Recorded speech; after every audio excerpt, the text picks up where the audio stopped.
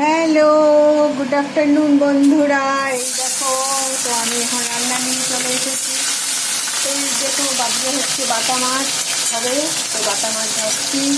এখানে শাক ধুয়ে রেখেছি, এখনও কাটা হয়নি, তো শাকটা কাটবো, তারপরে রান্না করব। আর এখানে বাটা মাছ ভাজতে দিয়েছি, এটার মশলা রেডি করে নিয়েছি।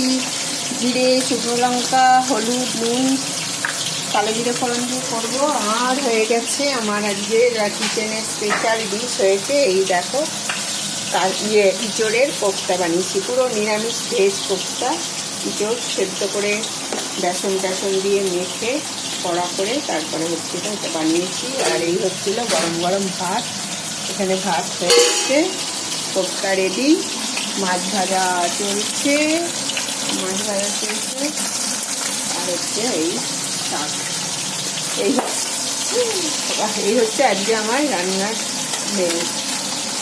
তো ঠিক আছে বন্ধুরা, সবার আজকে সারাদিন খুব ভালো কাটুক, সবাই ভালো থেকো, সবাই লাঞ্চ এনজয় করো। ও bye, have a good day. আমার চ্যানেল সাবস্ক্রাইব করো, টাটা।